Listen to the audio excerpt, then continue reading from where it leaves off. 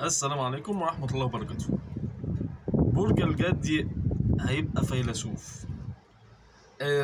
كلمة فيلسوف دي طبعا لنهاية العام ناس كتير جدا هتبقى عندها الفلسفة في الحياة، والفيلسوف ده بتتنطق على الشخص اللي قابل أشكال كتير وناس كتير. أنا عن نفسي بقيت فيلسوف لما قابلت الحلوف.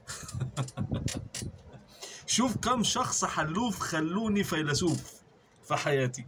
ده اللي انت هتمر بيه،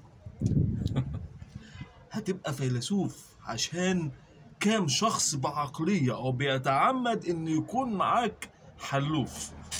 وده الفكرة. آه طبعا.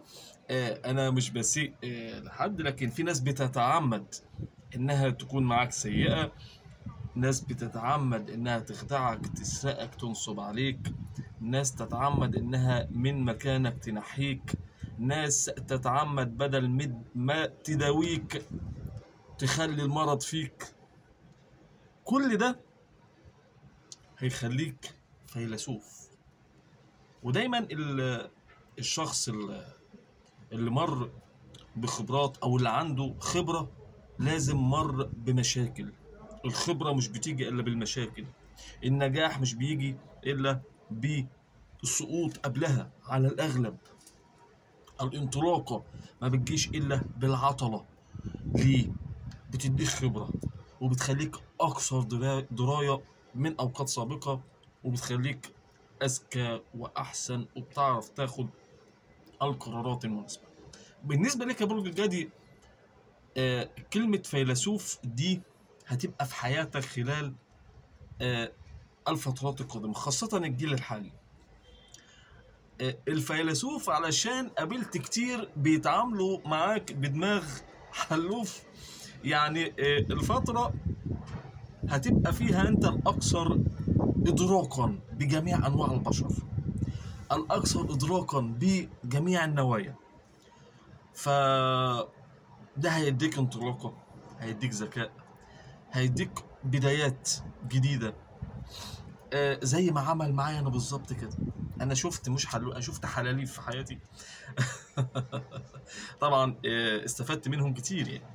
وده اللي انت بتعمله، دايما انت مرتبط بالناس اللي بتتعمد انها ما تتعاملش معاك بآدمية. فانت الشخص اللي مش بيتعامل معاك بآدمية هيبقى ايه؟ هو اللي حط على نفسه اللقب ده. علشان كده بيتعمد انه يقلل منك او يقدرك او يتعبك او يسرق حتى افكارك او يحسسك ان انت مالكش لازمه. ده بيديك خبره.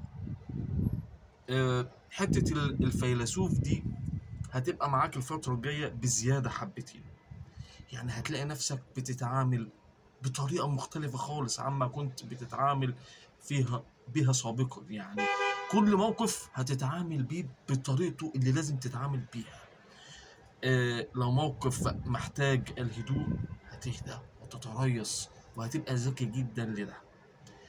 موقف يستدعي منك انك تكون شرس هتبقى شرس شراسة، ولا شراسة الأسد. يعني هتعرف تحط الرياكشن الصح في الوقت الصح. أيضا اختياراتك هتبقى آه بناء عن خبراتك، مش بناء عن الهوى والقلب اللي ودانا في ده، اللي ودى الجدي في ده. القلب ابن القلب. لذلك ده بيخليك فيلسوف مجرد اختياراتك، وده اللي هيبقى معاك خلال الفترة دي.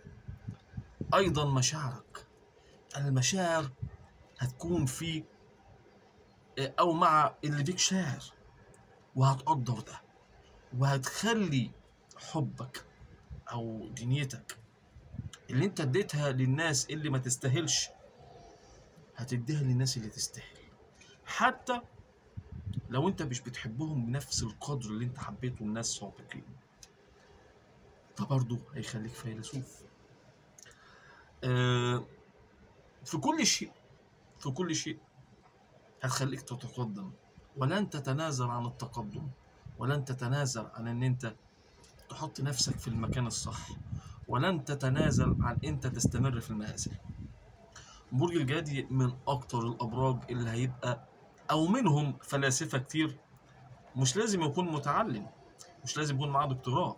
دي فلسفة الحياة، الفلسفة اللي لازم تمشي بيها، اللي بيها تريح دماغك، اللي بيها تريح دماغك، وده اللي هتمشي بيه خلال الفترة القادمة. وهي انك هتبقى فيلسوف نتيجة للخبرات اللي انت مريت بيها بدماغ، شوف كام حلوف. دماغ حلوف. انا مش بشتم الناس، انا بتكلم الناس اللي بتتعمد انها تتعامل معاك بطريقة مش انسانية. كتير جدا منكم متعرض لطريقة اقل من المعاملة حتى، يعني استغفر الله، الحيوانية من ناس كتير كده. انا عارف الكلام ده كويس، انا كاشف العالم كله بامر الله، برج الجدي بامر الله في كل حتة، فانا عارف الدنيا ماشية ازاي، شغلتي بقى. فالفيلسوف اللي عندك هيظهر، والناس هتموت منك من الخوف، يعني نتيجة لان انت هتبقى دماغ فيلسوف، الناس هتبقى منك في خوف.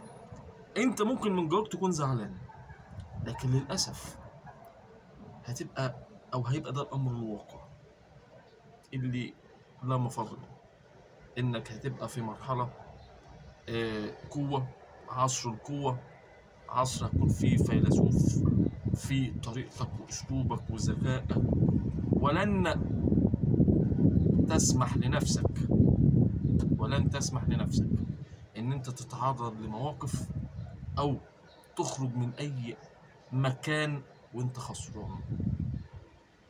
هتخرج من اي مكان وانت كسبان، علشان دي الخبرة. والخبرة انت مش اخدت خبرة وبس، لا، دي انت اخدت خبرة وتعلمت واتمرمخت في تراب المظالم من كل شخص فاسد وظالم. علشان كده هتبقى بأمر الله فيلسوف.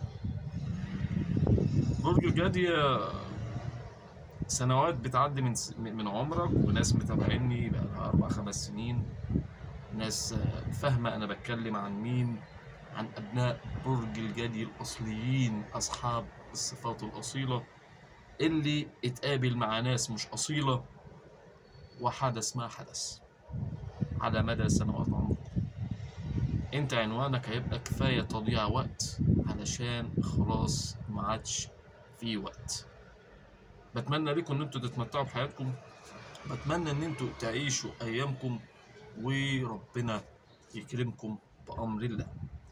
ان شاء الله خير وبشرة خير. وحبيت ابشركم بموضوع الفيلسوف، علشان انت بأمر الله ناس كتير هتعمل لك حساب خلال الفترات القادمة، لانك اتغيرت كتير. بتمنى تعملوا اشتراك لقناتي الجديدة، مش جديدة، يعني عندي من زمان، لكن يعني اشتراك وتفعيل الجرس علشان يوصلك مني كل جديد يا برج الجدي يا فيلسوف. ان شاء الله خير. سلام.